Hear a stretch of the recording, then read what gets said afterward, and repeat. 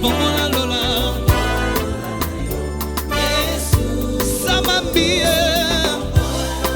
Bongola lola Domona bilemo Lola na yo Yesu Alléluia Yoko kisabilaka na yo Alléluia Yoko kisabilaka na yo dans cette réunion du Saint-Esprit pour qu'il vienne délivrer le message de la bouche de son serviteur.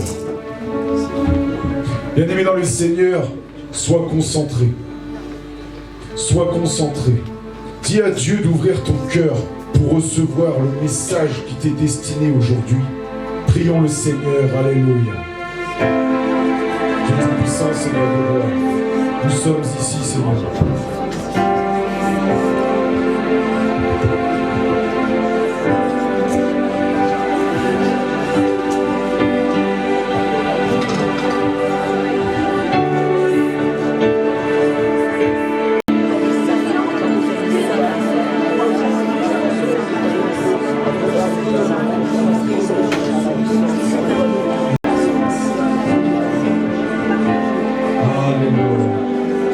L'Éternel est ton Père,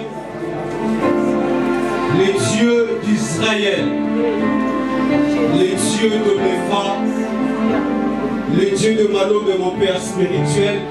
Merci parce que tu es au-dessus de toutes les choses. Tu contrôles toutes choses, maître de l'univers. Éternel, prends le contrôle de ces instants. Prends le contrôle de ma bouche. Place un ange dans ma bouche. Place un ange dans ma bouche. Place un ange dans ma bouche, Saint-Esprit. Place un ange dans ma bouche. Kayabalu telia pariadosia. Le mente est libre d'ayamakure deash. Oh malusu teli kalaba ya tulashia. Ratende anima nekara. Rundulu khalia mudula sita. Rabababa shende reba ya koria. Elega la katele baya ni halima na koreshia. Rabababa sita leme. Ele brake le paliedosh. Ele baya tule kele hade adesha. Anete eleba anoshia. Aneme emaneta yaba. Alibrone karia babo site. Arabababo se amainde karia gloria deba. Alibrone agagashia. Est-ce que tu veux prier avec moi? Est-ce que tu veux prier avec moi? Rodo korio reketa. Ina haleba ya kanadashia. Ele palia sutelema. Alekaya. Alekaya. Arabashande. Rekete reba baba. Est-ce que tu veux monter en prière? Est-ce que tu veux monter en prière? Est-ce que tu veux trouver la solution? Je m'adresse à qui? Je m'adresse à qui? Je m'adresse à qui? Je m'adresse à qui? Que tu sois touché par l'esprit. Koroboraga shakaya. Que le Saint-Esprit vous touche. Kaya bashaka. Oh gloria mandelevaya. Alléluia. Alléluia.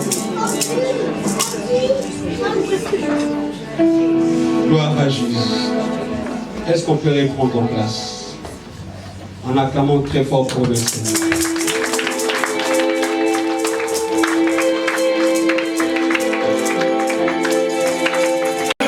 Saint-Esprit, fais-le bien.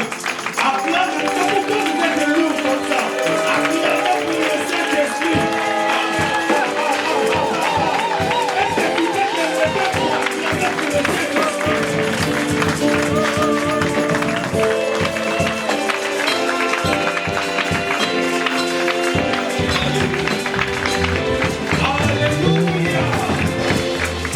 Alléluia. Soyez bénis par le nom de Jésus. Joël chapitre 1er. Joël chapitre 1er. Versets 5 à 10. Est-ce qu'on peut honorer la parole de Dieu? Et vous, ivrognes, et pleurez, vous tous, buveurs de vin, gémissez parce que le mot vous est enlevé de la bouche. Car un peuple est venu fondre sur mon pays, puissant et innombrable. Il a les dents d'un lion, les mâchoires d'une lionne. Il a dévasté ma vigne, il a mis en morceaux mon figuier, il a dépouillé, abattu, les rameaux de la vigne ont blanchi. Lamente-toi comme la vierge qui se revêt d'un sac pour pleurer la nuit de sa jeunesse. Offrandes et libations disparaissent de la maison de l'Éternel. Les sacrificateurs, les serviteurs de l'Éternel sont dans le deuil. Verset 10. Les champs sont ravagés, la terre est attristée, les blés sont détruits, le mou est tari, l'huile est desséchée. Chapitre 2, versets 15 à 16.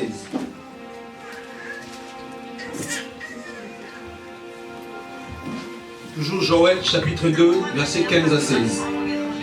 Verset 15. Sonnez de la trompette en Sion, publiez un jeûne, une convocation solennelle.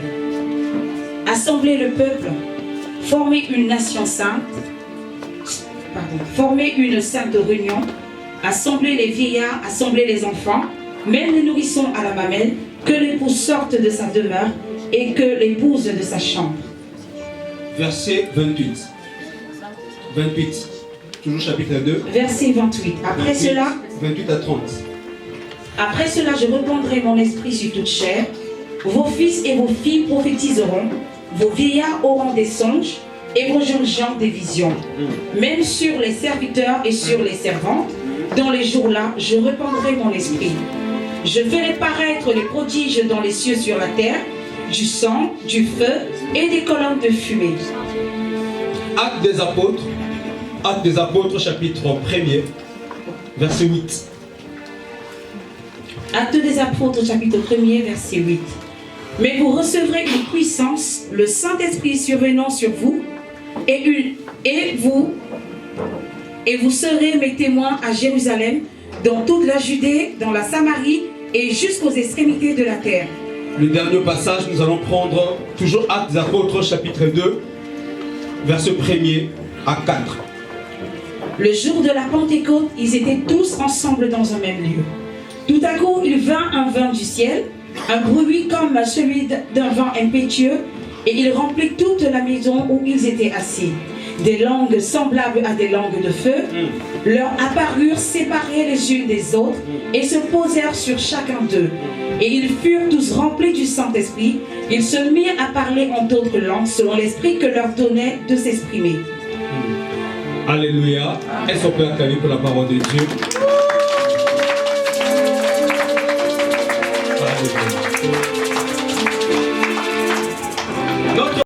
Le Saint-Esprit, déjà, je dirais le Saint-Esprit, c'est Dieu.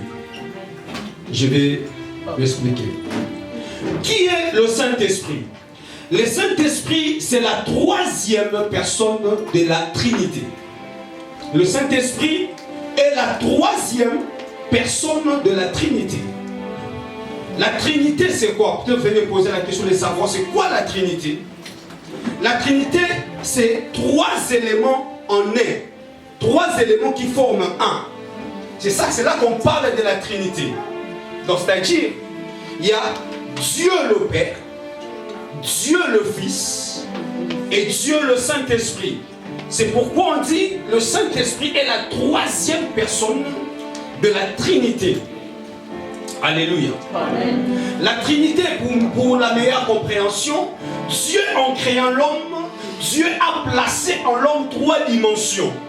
L'homme a la dimension du corps, l'homme a la dimension de l'esprit, et l'homme a une troisième dimension, c'est la dimension de l'âme. L'homme est tripartite, mais Dieu est trinitaire. Alléluia. Amen. On va prendre un exemple encore plus simple. Prenons l'exemple de l'eau. L'eau, lorsqu'elle est à l'état liquide, n'est-ce pas que c'est l'eau, pasteur? L'eau à l'état liquide, c'est l'eau. À l'état gazeux, c'est toujours l'eau. À l'état solide, c'est toujours l'eau. Donc, c'est trois éléments, mais en un. De même que le Saint-Esprit, Dieu le Père, Dieu le Fils sont, les trois là forment Dieu, forment qu'un seul Dieu. Le Saint-Esprit n'est pas en dehors de Dieu. Non, le Saint-Esprit, c'est Dieu. Alléluia. Amen. Est-ce que vous me comprenez? Amen.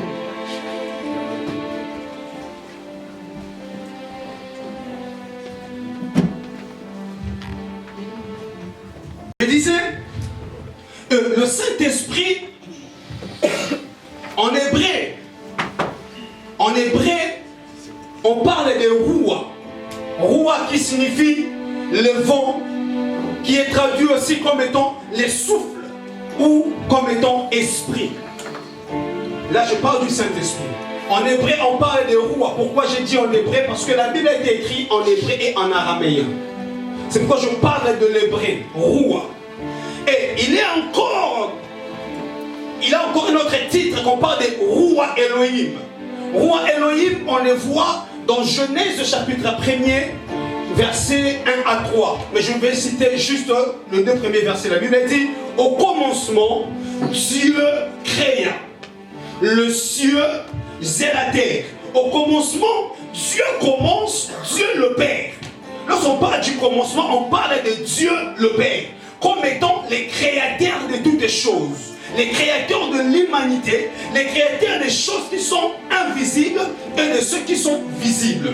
Parce que, il faut savoir, la création a commencé d'abord par les choses invisibles. Dieu n'a pas commencé d'abord à créer la terre, mais il a commencé d'abord à créer le spirituel, ce qu'on ne voit pas. Après, la Bible dit dans le verset 2, il dit, l'Esprit de Dieu s'est mouvé au-dessus des eaux. L'Esprit de Dieu qui est traduit comme étant le Roua Elohim. Roua Elohim, qui n'est que le Saint-Esprit. Alléluia. Il est traduit encore en hébreu comme étant Roua HaKodesh. Roua HaKodesh qui veut dire Saint-Esprit. Roua HaKodesh qui veut dire carrément Saint-Esprit. Alors les prophètes de l'Ancienne Alliance, appelaient le Saint-Esprit, ils disaient de lui, c'est l'esprit de la sagesse et de l'intelligence. En les anciens prophètes, lorsqu'ils parlaient du Saint-Esprit, ils parlaient de l'esprit de la sagesse et de l'esprit de l'intelligence. Lorsqu'ils parlaient encore du Saint-Esprit, ils parlaient de l'esprit des conseils. C'est quoi l'esprit des conseils? Donc cela veut dire qu'il parlait de l'esprit supérieur qui est capable de te donner des bons conseils, qui est capable de t'orienter dans ta vie. Il peut venir là où tu es, tu devais prendre une mauvaise décision. Mais lorsque lui, il vient, il va t'aider et t'orienter à prendre la bonne décision. C'est là qu'on parlait de l'esprit des conseils. Alléluia. Amen. Et on parle de lui aussi comme étant l'esprit de force. Parce que le Saint-Esprit est à mesure de te fortifier, de te donner la force que tu n'avais pas avant. Amen. Yes. Alléluia. Amen. Et lorsqu'on parle encore du Saint-Esprit, les anciens prophètes disaient de lui, c'est l'esprit de la connaissance et de la crainte de Dieu. Je suis en train de mettre de base parce qu'on va décoller bientôt. Alléluia. Amen. Et dans la nouvelle alliance, on parle de lui comme étant l'esprit qui a ressuscité Christ d'entre les morts. L'esprit de Christ, l'esprit de vérité. Mais j'aime ce qu'on dit de lui. On dit c'est le paraclet. C'est quoi le paraclet? Le paraclet veut dire tout simplement c'est lui qui t'aide. Ou soit c'est lui qui est à mesure de te guider. Je vais bien l'expliquer. Le paraclet en grec, c'est parakletos. Parakletos qui veut dire les consolateurs. Parakletos qui veut dire celui qui vient t'aider. Il vient t'aider dans les moments les plus compliqués. C'est comme étant un défenseur. C'est comme un avocat. Je mets des bases pour le Saint-Esprit.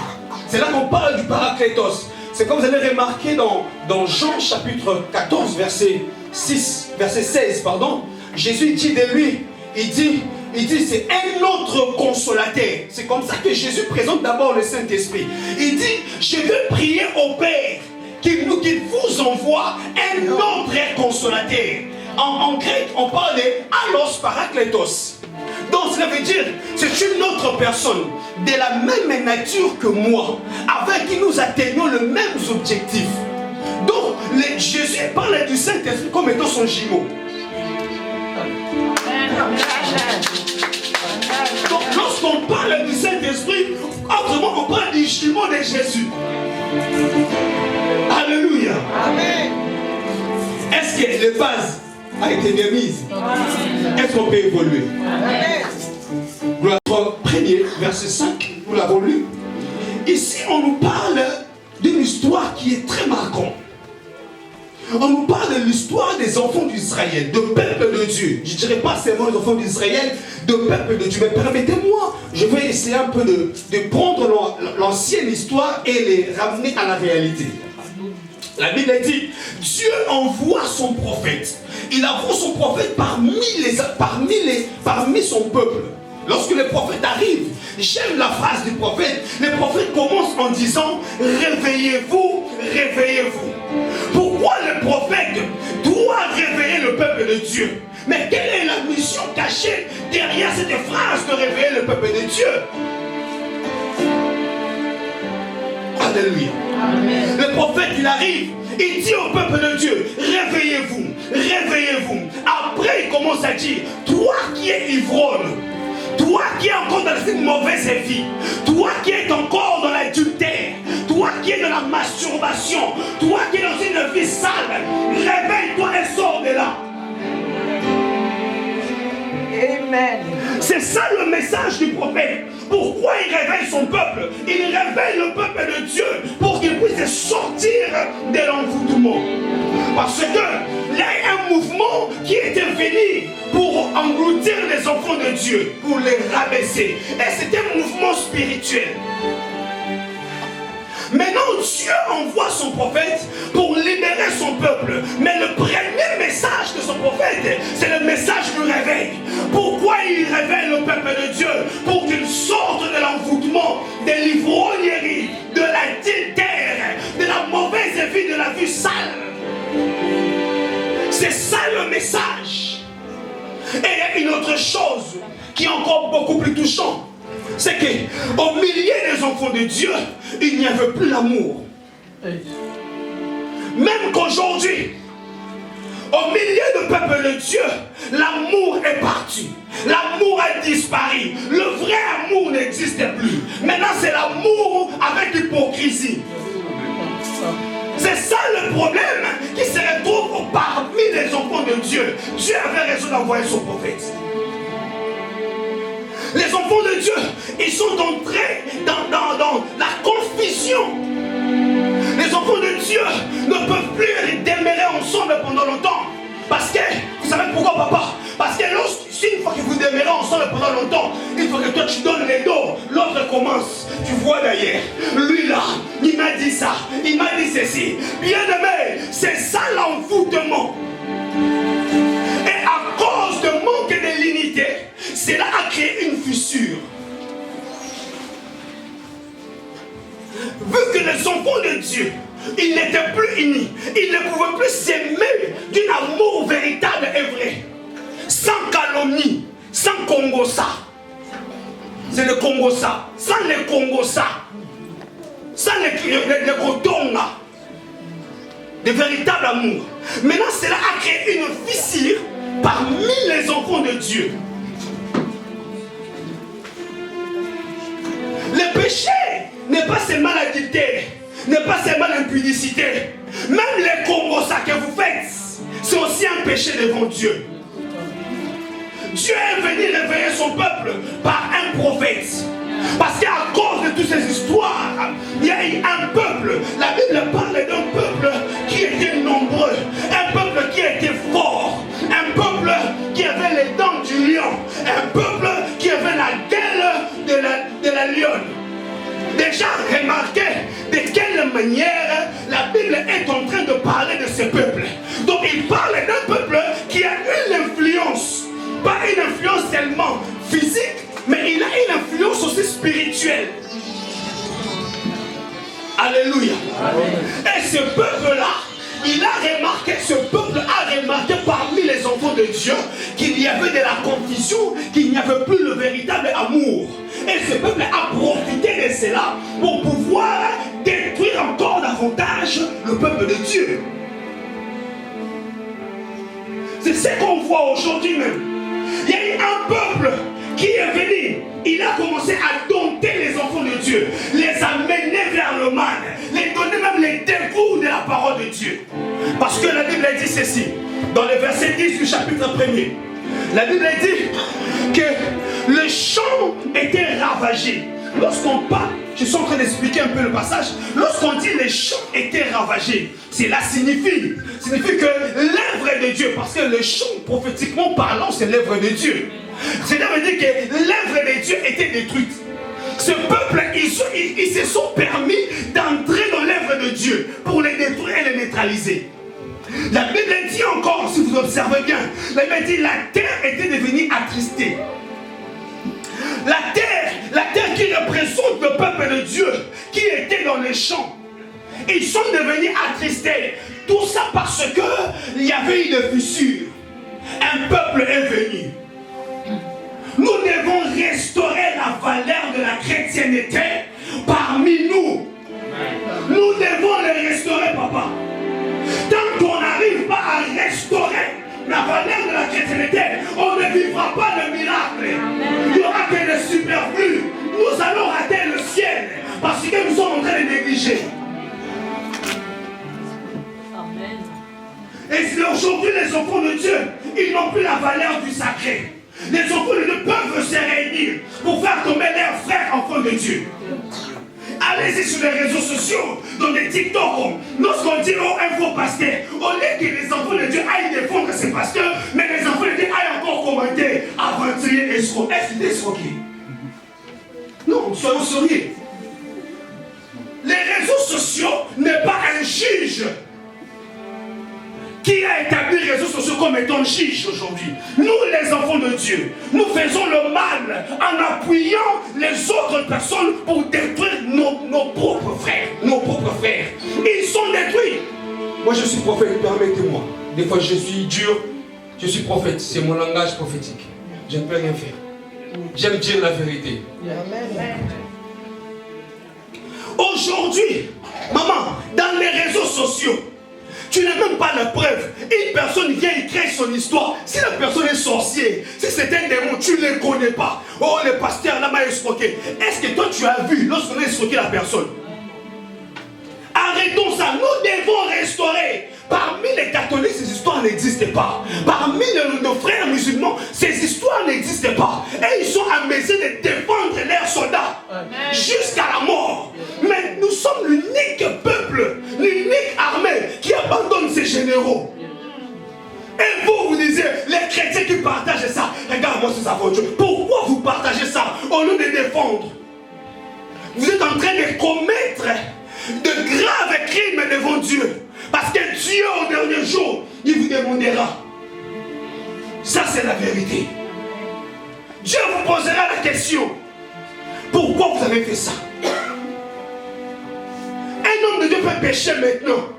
Il pêche il y a 5 minutes. Il rentre chez Dieu. Il s'humilie. Il demande pardon à Dieu. Dieu est miséricordieux. Dieu va pardonner. Amen. Et toi, tu vas aller, les aventuriers. Ah, les aventuriers. Tu sais pas ce que tu sèmes dans ta vie. Tu sèmes la malédiction sur ta vie et la vie de tes enfants. C'est pourquoi beaucoup des enfants de Dieu, ils se retrouvent dans la malédiction. À cause de ces choses. Tu penses que tu es dans la vérité, tu es dans le mal. Tu dois respecter la personne que Dieu a établie. Parce que son onction a une influence.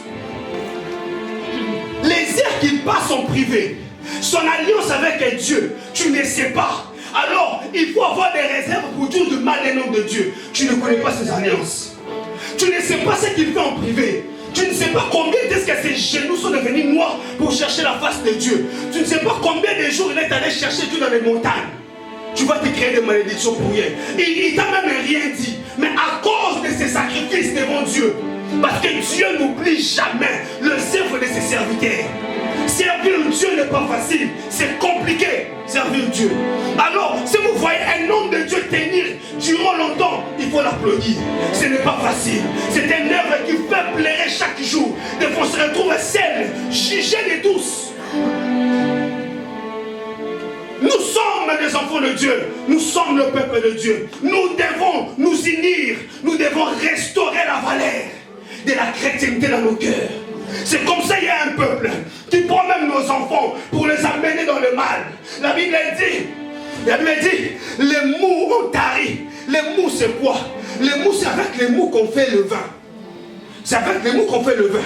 Alors, lorsque la Bible dit que les mous ont tari, cela signifie que la joie est partie. Parce que la Bible dit, le vin rend le cœur joyeux.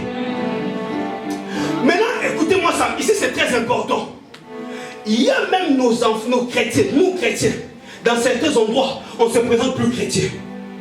On a perdu la joie de nos cœurs. Nous avons perdu cette valeur. Tu arrives dans un milieu, tu préfères te présenter comme étant un homme normal. Mais tu as du mal à dire que je suis chrétien. Tu as du mal à dire que je suis de l'église telle. C'est un plan du diable. Il faut accepter son identité. Peu importe les guerres, peu importe la rivalité, accepte-toi. Mais non, c'est ce peuple, c'est l'influence de ce peuple qui utilise même la musique, qui utilise les réalités de la vie pour pouvoir amener dans le cœur des enfants de Dieu les dégoûts d'être chrétiens. La Bible dit encore que les blés taris. Le blé était fini, le blé était détruit. Le blé qui est l'image de la parole de Dieu. Ils sont même en mesure de déformer la parole de Dieu pour que la parole de Dieu perde l'efficacité dans le cœur des enfants de Dieu. Avant, lorsqu'on écoutait la parole de Dieu, on tremblait. Mais aujourd'hui, on peut prêcher la parole de Dieu. Et les gens disent que c'est normal. C'est normal. Les gens ont normalisé la valeur de la parole de Dieu. La parole de Dieu, c'est Dieu. Si tu normalises la parole de Dieu, donc tu normalises Dieu. La parole de Dieu doit garder sa valeur. Maintenant, à ce que vous voyez sur les réseaux sociaux, tout ce que vous voyez maintenant sur les médias, à cause de l'influence de vos amis, maintenant, vous êtes en train de normaliser. Vous pensez que la parole de Dieu, c'est comme un discours. Avant qu'on se tienne ici et vous prêchez, on part consulter Dieu. On passe des heures dans la présence de Dieu pour venir vous parler. Et vous pensez que lorsqu'on est devant, nous sommes en train de lire des discours. Non, nous devons restaurer la valeur de la chrétienté. Alléluia. Amen. Les enfants de Dieu, ils oublient une chose, que Jésus revient bientôt. Nous sommes arrivés au temps de la fin.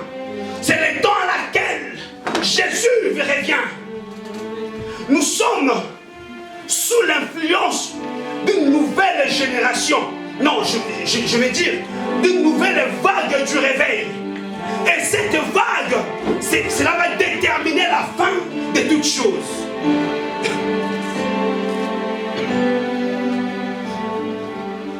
La Bible dit ceci. Dieu dit au prophète, sonnez de la trompette dans toute la ville. Allez chez toutes les personnes. Allez leur dire, venez en réunion. Nous aurons une réunion. Et la Bible dit, c'est former une sainte réunion. Donc une réunion à laquelle le Saint-Esprit sera au centre de tout. C'est pourquoi même nous avons formé la réunion du Saint-Esprit. On n'a pas formé cette réunion en vain. Nous avons formé cette réunion parce que la Bible dit former une sainte réunion. Et la Bible continue en disant, après cela, après que nous ayons été dans la salle de réunion, la Bible dit, après cela, je répondrai de mon esprit sur toutes chairs. Là maintenant c'est Dieu qui parle par le prophète. Une fois que vous serez réunis, la Bible dit, appelez les vieillards, appelez les jeunes, appelez même les nourrissons, même les bébés, allez les appeler, qu'ils viennent, parce que moi Dieu, je vais répandre mon esprit sur toutes chairs. Lorsqu'on parle de répandre l'esprit de Dieu, on parle de Roua Elohim. Et lorsque le Roua Elohim arrive, il y a des mouvements qui accompagnent cela. Le premier mouvement qui accompagne l'esprit de Dieu,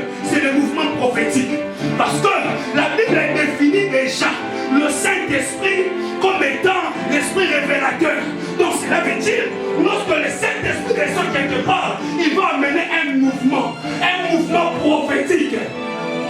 Ah, je ne sais pas si je parle aux gens ici. Amen. L'avantage du mouvement prophétique, c'est quoi?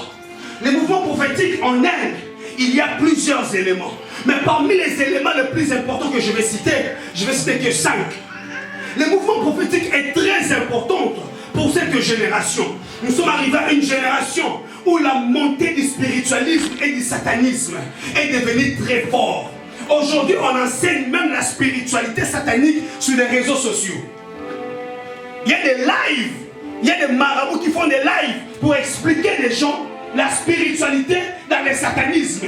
Oh, la protection, ce ne sont pas des protections. Ce sont des esprits, des génies, ce sont des djinns. Nous, enfants de Dieu, nous devons être prudents. Toute spiritualité qui se fait en dehors du Saint-Esprit, c'est du satanisme. Faites attention. Amen. Dans le Saint-Esprit, il y a la spiritualité, ce qu'on appelle la sainte spiritualité. Et le premier mouvement que le Saint-Esprit, que le mouvement prophétique vienne dans une génération, le premier élément, pardon, on appelle ça, la Bible dit, vos fils et vos filles prophétiseront. La Bible parle du premier élément, il parle de l'esprit prophétique. Nous devons avoir l'esprit prophétique. Évangéliste, les prophétiques, la prophétie n'est pas seulement pour les prophètes. Même les fidèles peuvent prophétiser. La prophétie n'est pas seulement pour les prophètes. L'église doit être prophétique. Nous devons voir, ma sœur, tu dois prophétiser. Parce que c'est normal. C'est un don que Dieu a donné à l'église. On ne reconnaît pas un prophète parce qu'il prophétise. Non. Être prophète va au-delà de la prophétie. Si tu limites le ministère de prophète dans la prophétie, tu es dans l'erreur. Oui, parce que tout le monde peut prophétiser. Papa, tout le monde peut prophétiser. Vous êtes à mesure de prophétiser. Des fois vous faites des rêves et ces rêves se réalisent. N'est-ce pas? Amen. Tout le monde peut prophétiser. Ce n'est pas extraordinaire si les gens prophétisent. Ne vous laissez pas embarquer par ça. Les diables aussi prophétisent.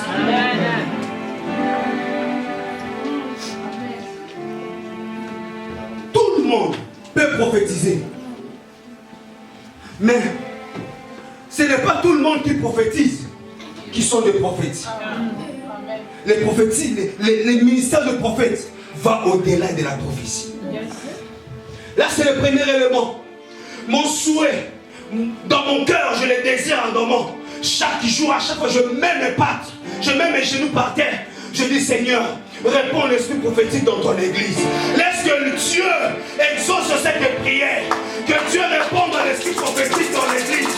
Que Dieu réponde à l'esprit prophétique dans l'église.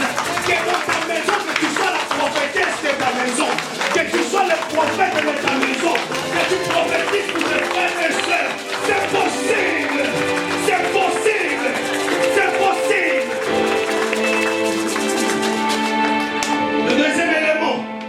Le deuxième élément, la Bible dit, Amen. La Bible dit, vos vieillards auront des songes. Parce que les songes aussi font partie du prophétique. Amen. Lorsqu'on parle du mouvement prophétique, c'est un package. Il y a plusieurs choses à l'intérieur. Il n'y a pas que la prophétie. Il y a aussi la dimension du songe. La Bible dit que le vieillard aille songer, qu'ils font des songes. J'ai prié au nom de Jésus. Toi qu'on avait volé tes songes, que tes songes reviennent. Que tes songes reviennent. Que tu voyes clair. Que tes songes soient clairs. Au nom de... Le troisième élément, on parle de la vision. Et bien dit, vos jeunes gens auront des visions. Ça aussi c'est encore dur ici. Il y a beaucoup de choses à dire dans ces points. On n'a pas assez de temps. Mais je vais dire ceci. Il y a plusieurs dimensions de visions. Il y a des visions manuscrites. Il y a des visions audiovisuelles. Il y a des visions seulement audio. Il y a des visions qui sont visuelles mais sans audio. Il y a des visions photographiques. Il y a plusieurs types de visions. Même pendant que j'étais en train de prier, je voyais un ange là. C'est une vision. homme aussi peut avoir des visions. Amen. Une fois que l'Esprit de Dieu est sur toi. Le quatrième élément, on voit dans Actes des Apôtres, chapitre 2, 1 à 4. La Bible dit, lorsque Dieu avait répandu son esprit, son roi, les gens ont commencé à parler en langue. L'église, nous devons parler en langue. Je vais prendre même 5 minutes pour expliquer. Parler en langue, c'est très important pour l'église. Le parler en langue, nous devons le désirer dans notre cœur. On ne peut pas avoir peur du parler en langue. Lorsque une personne parle en langue, cela ne peut pas te troubler. Cela ne peut pas te choquer. Parce que maman, le parler en langue, c'est normal. Pour tout chrétien, j'ai dit tout chrétien excepté personne. La Bible elle dit même dans Marc chapitre 16, verset 18, il dit, tous ceux qui vont croire en moi, ils vont parler de nouvelles langues. Si tu crois en Jésus, c'est possible que tu parles en langue. Il faut le désirer. Le parler en langue, c'est quoi? Je vais expliquer un peu. Le parler en langue, c'est la langue de communication qui t'identifie que tu es enfant de Dieu. Je réponds. Lorsque tu es Moulouba, non, lorsque tu es russe, tu entres ici, tu commences à parler russe. Parmi les Français, tout le monde te regardera, va dire, celui-ci, il est de la Russie, n'est-ce pas? Lorsque tu commences à parler polonais, ici dans la salle, carrément on dira, celui-ci, certes, il a des origines polonaises. Oui ou non? Oui. C'est de la même manière avec le parler en langue. Lorsque tu parles la langue, carrément on t'identifie comme étant citoyen céleste. Amen. Vous n'êtes pas avec moi. Vous n'êtes pas avec moi aujourd'hui. Lorsque tu parles en langue, cela t'identifie carrément que tu fais partie du royaume céleste. Si les anges étaient en train de passer, ils partaient peut-être chez une autre personne qui est au fond. Mais toi tu parles la langue ici, les anges doivent s'arrêter. Oh, ça là c'est qui encore? On doit voir un peu c'est qui? Oh, c'est maman de Hortense. Oh, c'est elle, hein? Ah, oh, avant d'aller là-bas, on opère d'abord ici. Je vous dis, le parler en langue, c'est un secret. Un secret énorme, même pour réussir. Je vous dis. Non, c'est une langue. La Bible a dit ceci.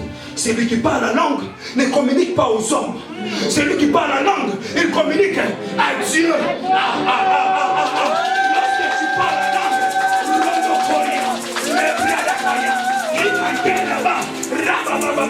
là tu ne parles pas à un homme, mais tu parles à Dieu.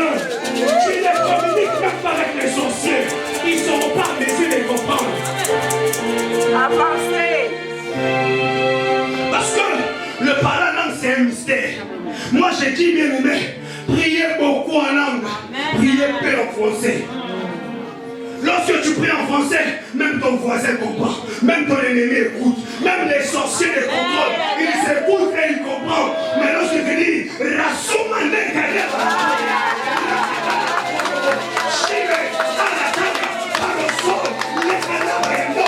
les sorciers vont dire, qu'est-ce qu'il est en train de dire là?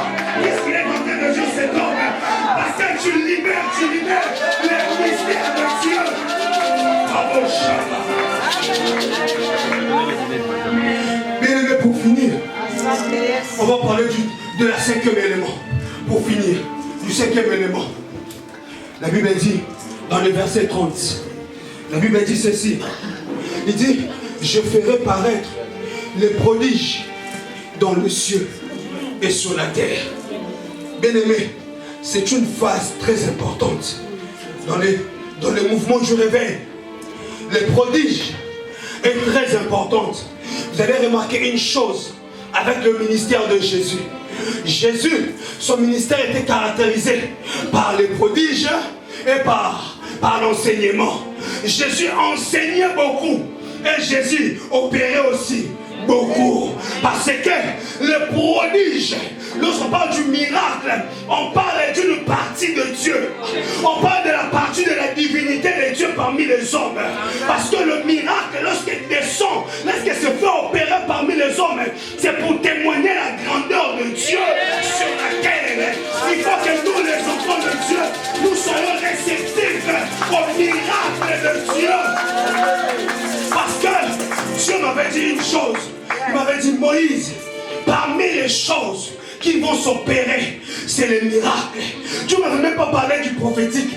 Il m'a dit, Moïse, Dieu à mon peuple qui seront visités miraculeusement.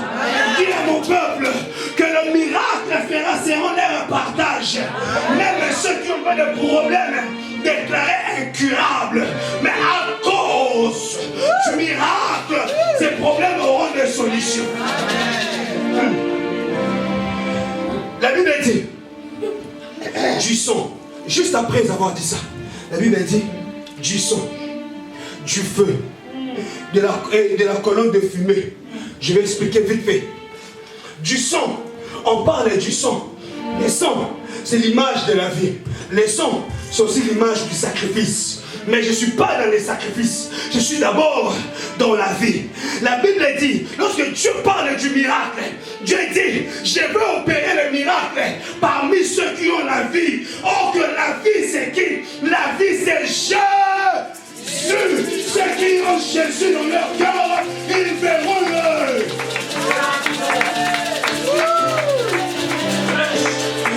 Le deuxième élément, la Bible parle du feu. Le feu, ce n'est que la manifestation. Non, je dirais, oui, les mots français, des fois, c'est compliqué. Je plaisante. Le feu, c'est la manifestation du Saint-Esprit. C'est une partie du Saint-Esprit. C'est pour dire que le feu du Saint-Esprit vous touche. Donc, lorsque la Bible parle du feu, c'est pour venir amplifier le miracle. Le feu va amplifier le miracle. Le Saint-Esprit dans ta vie, il va amplifier le miracle. Est-ce que vous croyez à cela? Est-ce que vous croyez à cela? Est-ce que vous croyez à cela? Que le miracle s'opère dans votre vie. Que le miracle touche votre finance. Que le miracle touche votre travail. Que le miracle touche ta santé. Oh mon Dieu! Oh Rabashaya! Soyez béni, papa. Que le miracle te localise. Bien-aimé, le miracle, c'est une partie de la divinité de Dieu sur la terre. La Bible dit, dans Actes des Apôtres, chapitre 3, versets 1 à 8, il y avait un jour, on va finir ici, il y avait un jour, deux hommes, l'un s'appelait Pierre, l'autre s'appelait Jean. Ils étaient en train de marcher. Lorsqu'ils marchaient, ils partaient au temple de Dieu. Ils partaient à l'église.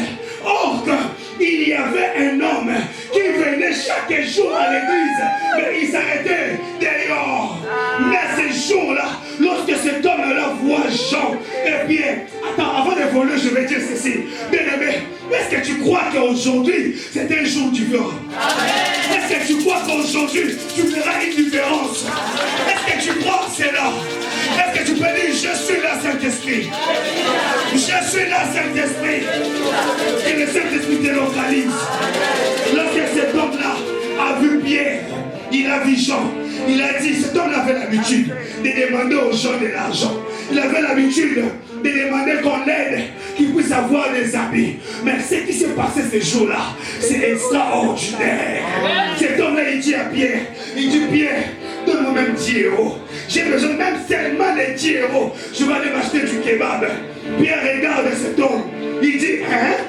10 euros. Mais ce que j'aime, c'est quoi? Pierre n'a pas remarqué ce que tout le monde a remarqué. Pierre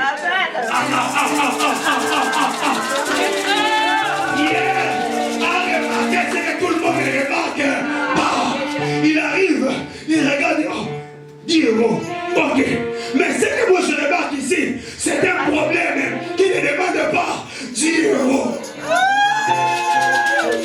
Est-ce que vous le comprenez?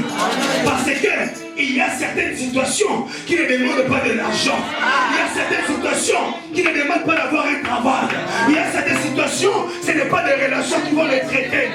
Parce que Pierre dit à cet homme, je n'ai ni or, je n'ai ni argent, je n'ai ni or, je n'ai ni argent, je n'ai ni or, je n'ai ni argent, je n'ai ni or, je n'ai ni argent.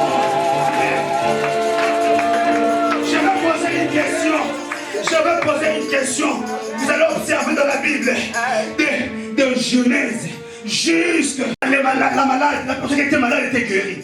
Ou même au point que le jour où Jésus est allé dans la maison de Pierre, il trouve la belle-mère de Pierre malade. Au lieu que Pierre prie pour lui, mais c'est Jésus qui a prié. Ça devient compliqué ici. Je vais vous révéler quelque chose. Cette histoire s'est passée dans Actes chapitre 2.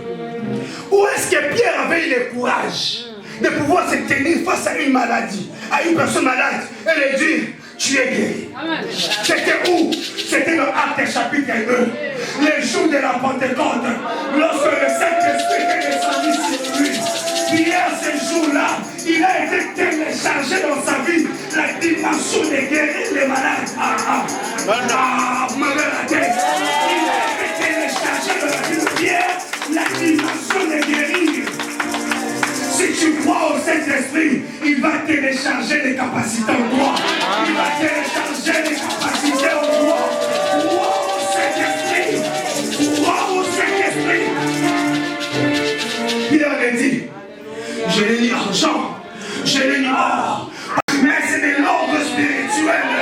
C'est de l'ordre spirituel. C'est que je te le donne. Il a communiqué le Saint-Esprit. Recevez le Saint-Esprit.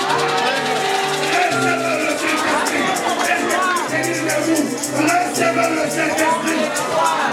Recevez le Saint-Esprit. Tu vas prier sous cette atmosphère. Tu vas dire, Seigneur, Saint-Esprit, télécharge en moi les capacités que j'ai manquées avant. Télécharge en moi ton esprit, que je sois enveloppé. Est-ce que tu peux élever ta voix? Est-ce que tu peux élever ta voix? J'ai besoin de l'atmosphère prophétique. Est-ce que tu peux élever ta voix? Ne murmure pas, ne murmure pas. Élève bien ta voix, élève bien ta voix.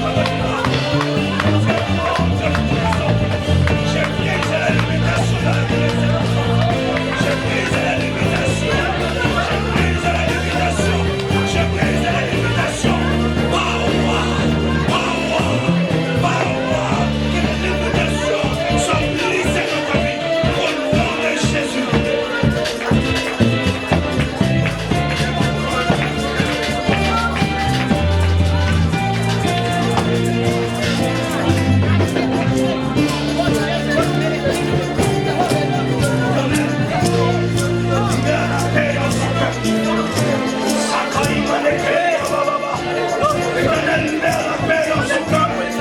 Libère la paix dans son cœur. Que la paix vienne dans son cœur. Je déclare cela. Que la paix entre dans son cœur. Prends le contrôle de son cœur. Donne-la la paix.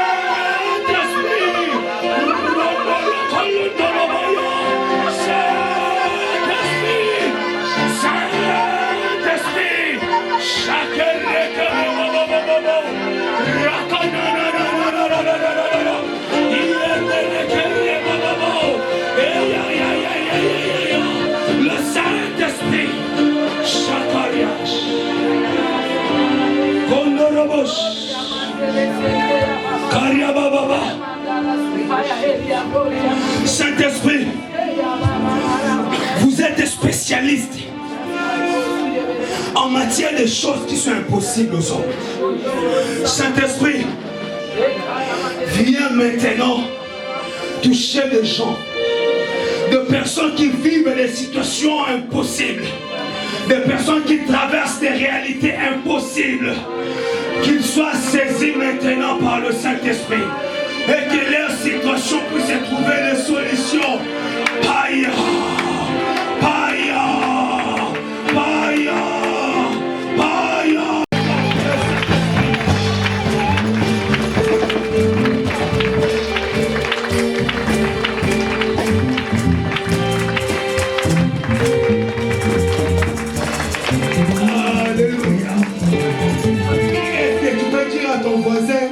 J'ai été visité aujourd'hui.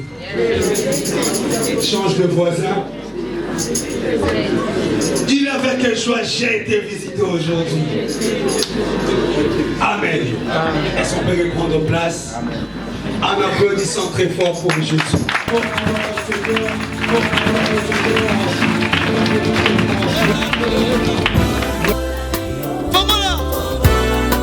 Pomola Lola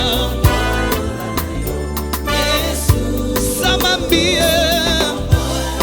Pomola Lola Tomona Bilemo Lola na yo Yesu Alléluia Yoko